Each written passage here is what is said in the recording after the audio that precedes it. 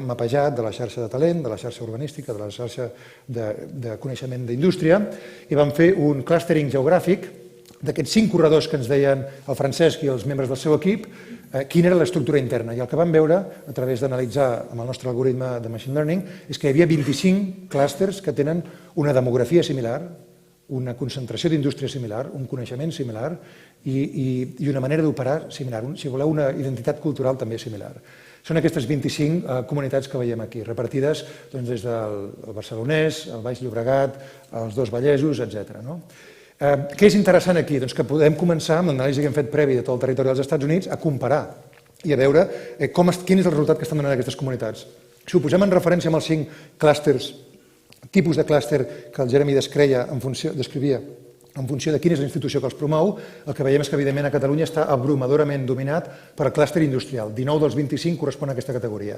Hi ha un potencial centre aquí de fer un clúster de coneixement al voltant de la Diagonal que no s'ha consolidat, perquè la relació entre l'IES i l'UPC és negligible, és marginal, entre ESADE i l'UPC és negligible, és marginal, i l'habilitat d'aquestes universitats, totes elles, ho sento molt, però hem de dir la veritat, de generar transferència de tecnologia és molt feble. És molt feble a dia d'avui. Això no vol dir que no hi hagi talent, hi ha gent molt preparada, hi ha gent molt brillant, però les idees que tenen es frustren perquè no arriben, senzillament no tenen el suport. I això n'hem de ser conscients, perquè si no, no podrem fer l'estructura de transferència de tecnologia correcta. En blau veiem el 22@ i també tenim l'accelerador nuclear del Cerdanyola del Vallès, del sincrotró Alba.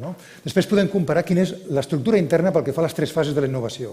La fase més de recerca, innovació, creació d'idees, la fase de transferència de tecnologia i la fase de producció en massa. Si nosaltres tenim aquesta estructura amb 3 fases, que és fases temporals, això ens permet veure quin és el nivell de fragilitat d'aquestes comunitats i on hem de reforçar. Per exemple, la ciutat de Pittsburgh té un dels districtes d'innovació més potents.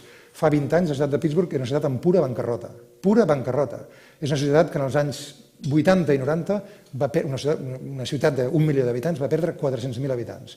És com si avui en dia Bilbao perdés en 15 anys, diguem-ne, Vitòria més Sant Sebastià. En conjunt, la població d'aquestes dues ciutats en 15 anys. Això genera un daltabaix de societat i inclús havia drames de tipus personal i familiar.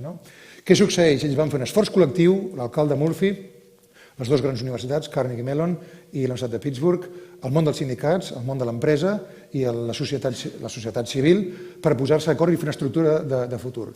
Ells van fer una anàlisi qualitatiu, no tenien aquestes eines de ser conscient de quin era el seu know-how col·lectiu, que era la mineria i la infraestructura de metall, i la van anar sofisticant amb una visió interessant, i avui en dia Pittsburgh, juntament amb Boston, és el centre més important del món d'intel·ligència artificial i de robòtica.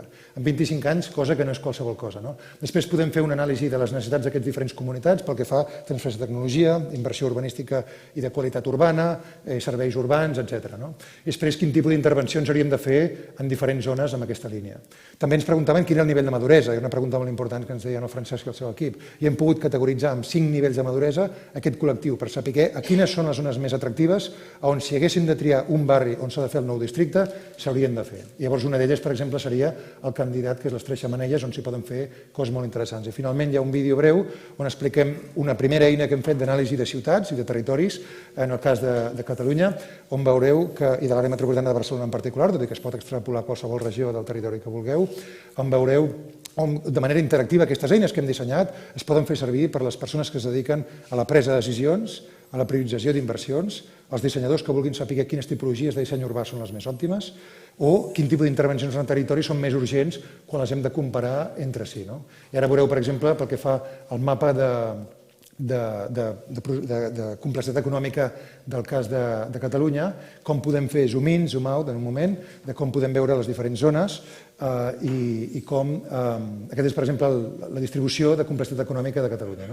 Inicialment sembla una imatge estàtica, però no ho és. I el que podem veure és que quan hi ha un node que no està activat i que és una indústria estratègica per nosaltres, què s'hauria de fer per activar-lo? Quin tipus de coneixement ens falta?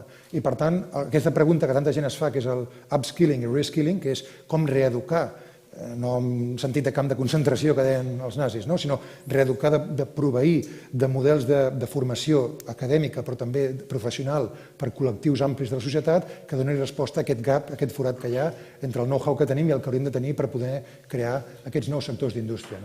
I aquí, doncs bé, tenim algunes visualitzacions més, però amb això i el vídeo que anirà funcionant acabem i moltes gràcies per la vostra paciència i comencem el torn de preguntes.